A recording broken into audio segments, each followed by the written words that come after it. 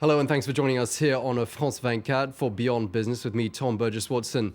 Today we're talking about the World Trade Organization's 156th member, Russia. That's a country with many economic advantages and which is set to benefit greatly from its WTO membership, but ranked 143rd in the world by Transparency International. Alongside Uganda and Nigeria, Russia has a reputation for corruption that's proving hard to shake off. Well, before we begin our discussion, we're going to examine one rather high-profile example, the story of a whistleblowing lawyer, Sergei Magnitsky, who died in a Russian prison 3 years back, leaving behind him unanswered and uncomfortable questions about the shady side to doing business in Russia. A France 24 team reports. Sergei Magnitsky's mother regards her son's grave in contemplation. The human rights lawyer died on November the 16th, 2009 in a Moscow prison, beaten to death by his jailers. The lawyer talked to the doctor. I couldn't do it. He confirmed it was real. We were all shocked. And I still can't believe it. The photographs speak for themselves. Magnitsky paid the ultimate price for his part in the economic war between the Russian administration and his client, the American investment fund Hermitage, which provided the pictures. France 24 went to London in July to meet Magnitsky's boss, Bill Browder. It all began 7 years ago when he was declared persona non grata in Russia. I discovered massive corruption in the companies that I was investing in and exposed the corruption through the international media. As a result of that, I was expelled from the country in 2005 by the Russian government. I was declared a threat to national security.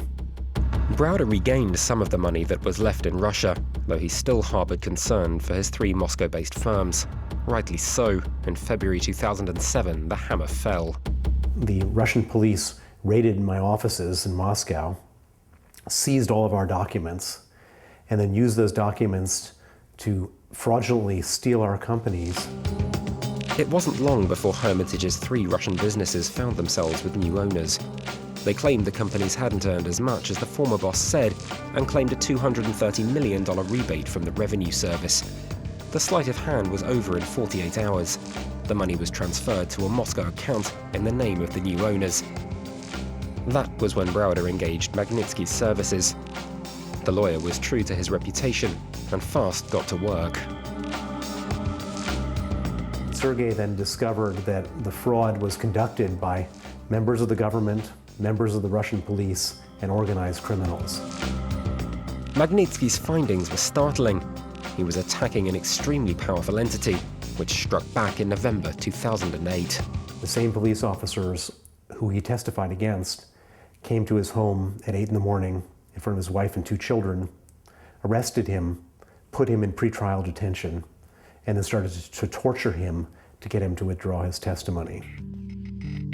But Magnitsky wouldn't let go, refusing to drop his allegations. When he was transferred to Moscow's high-security Butyrka prison, his health was already failing. He was refused medical aid. But instead of treating him when he arrived at that prison, they put him in an isolation cell, handcuffed him to a bed, and then 8 riot guards with rubber batons beat him until he died on November 16, 2009. He was 37 years old. Browder's accusing the Russian state of murder. Thanks to the evidence turned up by Magnitsky, he was able to put together a list of 60 people implicated in the affair.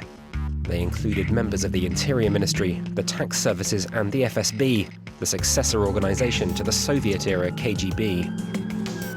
His work's finally borne fruit.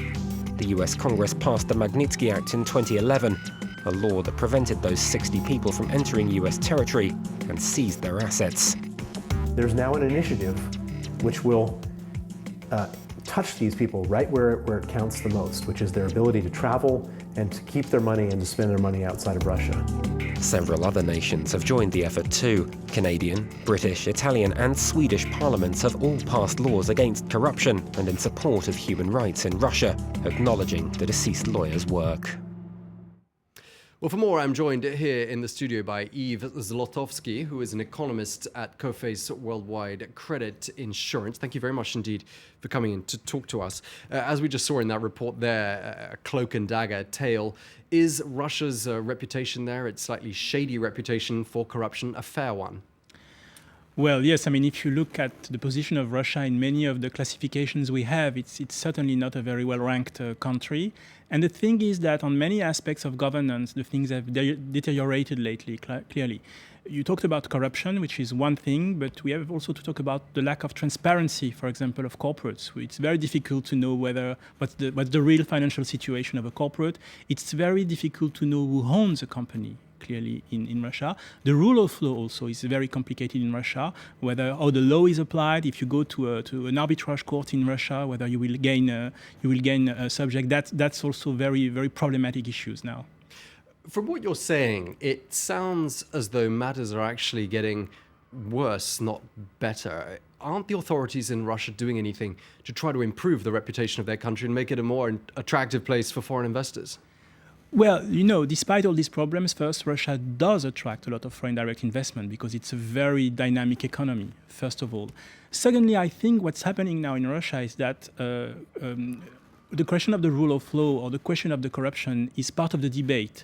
First, former President Medvedev, it was a priority for him. Secondly, you see that in the demonstration, the people talk a lot about demands for dealing with corruption. So it is clearly now part of the debate, and people really want to fix it.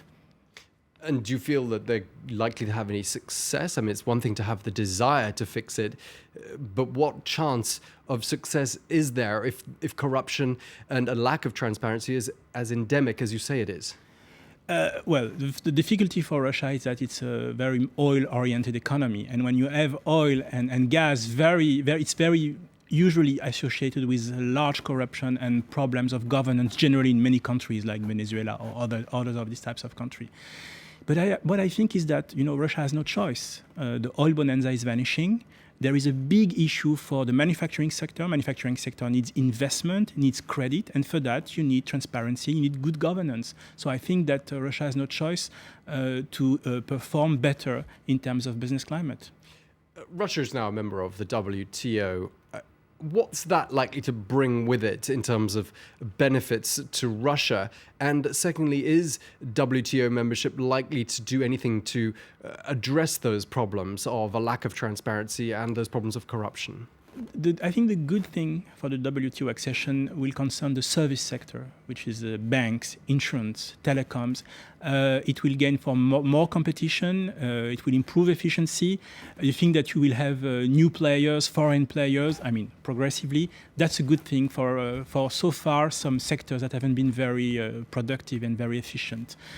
The problem will be on the manufacturing sector. That Russia produces a lot of manufacturing goods, like cars, for example, and it suffers from a very difficult problems of competitiveness, of quality competitiveness. And on that side, the openness will be a difficult thing. And this is why, by the way, Russia has negotiated very, very long period of transition to be able to protect again for a long time its manufacturing sector, and especially its automotive sector. And what about the rest of the EU? The EU is Russia's third largest trading partner.